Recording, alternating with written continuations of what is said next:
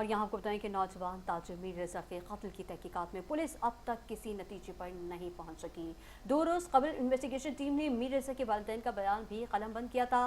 تفتیشی ذرائع کے مطابق میر رضا کی قبر کشائی کے دوران حاصل نمونوں کی کیمیکل ایگزامن لیب سے رپورٹس کا رزلٹ بھی آج متوقع ہے۔ تفصیلات اس رپورٹ میں۔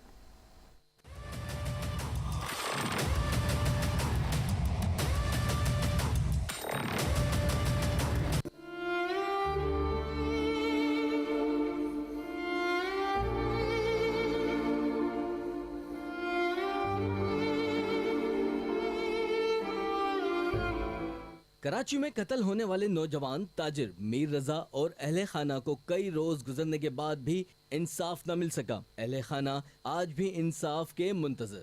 میر رضا قتل کیس میں جاری تحقیقات میں پولیس کسی نتیجے پر نہ پہنچ سکی۔ تفتیشی ذرائع کا کہنا ہے کہ قبر کشائی کے دوران لیے گئے تمام نمونوں کی جانچ مکمل کر لی گئی۔ جامعہ کراچی کی کیمیکل ایگزامن لیب نے تمام سیمپلز کی رپورٹ جاری کر دی۔ کیمیکل ایگزامن رپورٹ پولیس کو فراہم کر دی گئی۔ تفتیشی ذرائع کا کہنا ہے مجموعی طور پر کیمیکل ایگزامن کے لیے 13 نمونے حاصل کیے گئے تھے۔ دونوں ہاتھوں پہ گن شاٹ ریزیڈیو ملنا نشاندہی کرتا ہے کہ میر رضا نے بھی گولی فائر کی تھی۔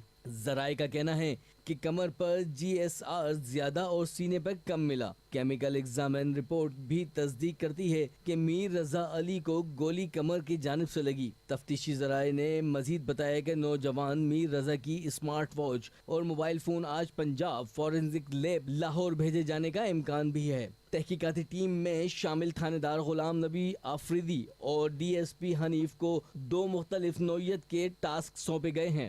دوسری جانب میر رضا قتل کیس میں مالی معاملات تفتیش کا اہم رخ بن گئے۔ ذرائع کے مطابق قرض داروں نے میر رضا کے بزنس پارٹنر محمد احمد سے بھی رابطہ کیا۔ میر رضا سے قرض واپسی کے لیے 3 سے 4 افراد نے رابطہ کیا تھا۔ بعض افراد نے 25 لاکھ جبکہ بعض نے 50 لاکھ دینے کا کہا۔ تاہم محمد احمد سے تفتیشی ٹیم نے تقریباً 3 گھنٹے پوچھ گچھ کی۔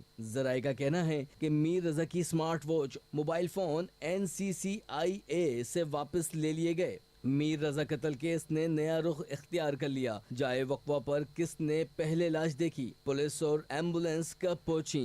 جائے وقوع کی CCTV فوٹیج منظر عام پر آ گئی۔ تفتیشی ذرائع کا کہنا ہے کہ فوٹیج کے مطابق مالی نے پودوں کو پانی دیتے ہوئے 11:52 پر لاش کو دیکھا اور پولیس کو اطلاع دی۔ ایمبولینس 12:50 پر جائے وقوع پر پہنچی اور 1:46 پر لاش لے کر روانہ ہوئی۔ 2 گھنٹے سے زائد کا وقت گزرنے کے باوجود کرائم سین جائے وقوع پر نہیں پہنچا۔ تفتیشی ذرائع کے مطابق جائے وقوع کے ارد گرد لگے وائس ریکارڈنگ کیمرے کی فوٹیجز بھی حاصل کی جا رہی ہے۔ فوٹیجز میں گولی چلنے کی آواز کو بھی سننے کی کوشش کی جا رہی ہے۔ تفتیشی ٹیم کے ممبر انسپیکٹر غلام نبی آفریدی نے بھی جائے وقوع کا دورہ کیا۔ پولیس کی جانب سے مزید CCTV فوٹیجز کی جانچ کی جا رہی ہے۔ تفتیشی ذرائع کا کہنا ہے کہ میر رضا قتل کیس کی مختلف زاویوں سے تحقیقات جاری ہیں۔